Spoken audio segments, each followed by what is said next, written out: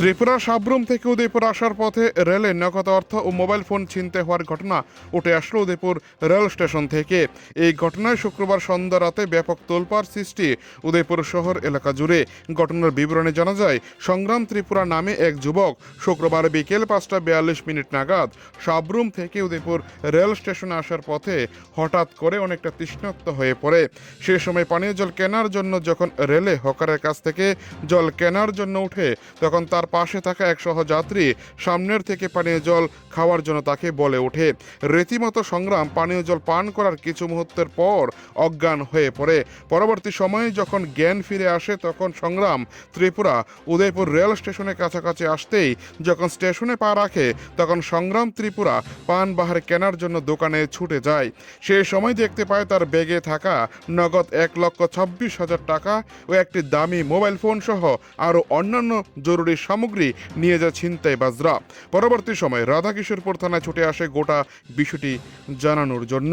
কিন্তু আমাদের সংবাদ প্রতিনিধি গোটা বিষয়টি নিয়ে উদয়পুর রেল স্টেশন, জিআরপি থানার পুলিশ থেকে শুরু করে সাব্রুম বাজার এলাকার খবর নিয়ে দেখা যায় গোটা ঘটনার মধ্যে একটি গল্প তৈরি করা হয়েছে, যা গল্পের মধ্যে শুধু ফাঁকা গল্প তৈরি করা হয়েছে বলে জানা যায়।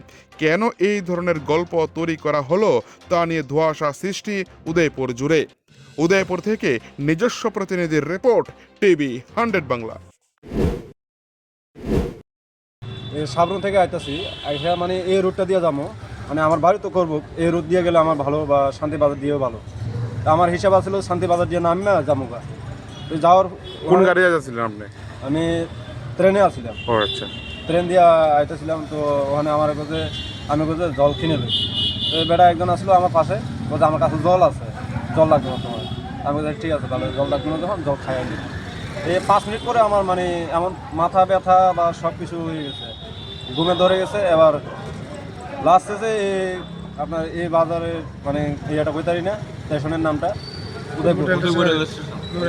উদয়পুর স্টেশনে নেমে আমি বলতে না আমি কোন জায়গায় আইছি, স্টেশনটা কোনটা জানি তো পান বাহার টাহার, আমি তো পান বাহার খাই না মানুষ, তো পান বাহার টাহার খামু, জল কিনু, তারপরে নামা যাবো। এবার নামা ছাড়া পকেটে বাইরেছি পকেটে চেক করে দেখছি মোবাইলও নাই, এরপরে মানে ব্যাগের যেটুকু টাকা আছে ওইটাও নাই। প্রায় 1,26,000 টাকার মতন আসলো। কি কাজ করেন আপনি? আমি কারিগরি কাজ করি, পাসপোর্টে হতে মিষ্টি দোকানে হতে সব কিছু কাজ জানি। এত টাকা নিয়ে কই যাবেন কই আপনি? আমি তো ব্যাংকে রাখি না, আমার ক্যাশ রাখি, আমার ওয়াইফের ক্যাশ টাকা দেওয়া লাগে, ক্যাশ না পাইলে বেজাল করে। এই বাসা কোন জায়গায়? বাড়ি হচ্ছে করবো। কি নাম আপনার? সাগর ত্রিপুরা। সাব্রুম কোন জায়গায় থাকেন আপনি? আমি সাবরুম ডেভেলপ মিষ্টি দোকানে কাজ করি, থানার এই হসপিটালে একটু আগে। উদয়পুর রেল স্টেশন নাকি নাকি আজকে আইছেন প্রথম? আজকে উদয়পুর স্টেশনে আজকে প্রথম নামছি আমি। স্টেশনে আমি সবসময় শান্তি বাজারে নামতাম। থানাতে আছেন কেমনে? থানা আইসি দুজনে হেল্প হইছি, মানে 60 জন। মানে উদয়পুর রেল স্টেশন লাইমাই সেটা এই আপনার রাজশ্রী টাউন হলের সামনে আছে, দাঁড়ায় আসলাম। তো তারপরে শুনলাম এমনে এর বাড়িতে ফোন করলো, তো আমরা সমাজে কাজ করি, তো এর থানা নিয়ে আইছি।